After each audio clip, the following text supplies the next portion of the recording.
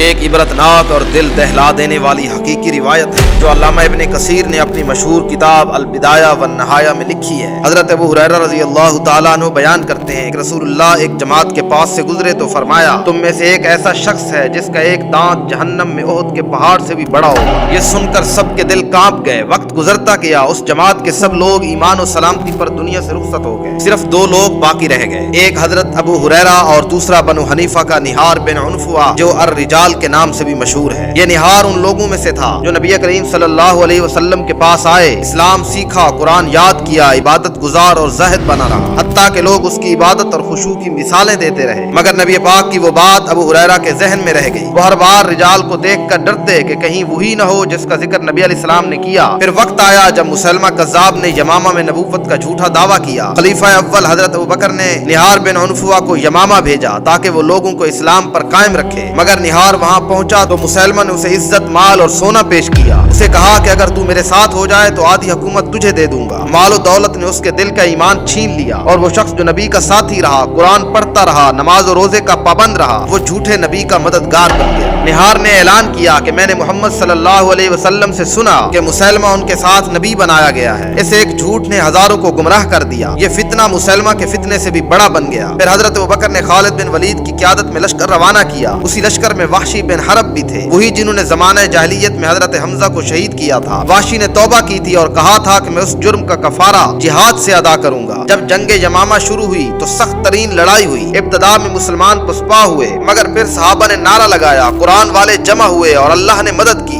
وحشی نے موقع پا کر مسلمہ کذاب کو قتل کر دیا اور نہار بن عنفوہ بھی اپنے جھوٹے نبی کے ساتھ مارا گیا، کفر پر، ذلت کے ساتھ۔ جب حضرت ابو ہریرہ کو اس کی خبر ملی تو وہ سجدے میں گر گئے، اللہ کا شکر ادا کیا کہ ان دو میں سے نجات حضرت ابو ہریرہ کے حصے میں آئی۔ یہ قصہ ہمیں سکھاتا ہے کہ نہار بن عنفوہ قرآن پڑھتا تھا، عبادت گزار تھا، مگر انجام بد پر ہوا، اور وحشی بن حرب نے سب سے بڑا گناہ کیا مگر توبہ کی اور انجام ایمان پر ہوا۔ تو اے انسان، اپنی عبادت پر فخر نہ کرو، اپنی نیکیوں پر گھمنڈ نہ کرو، بس دعا کرو کہ اللہ ہمارا انجام ایمان پر کر۔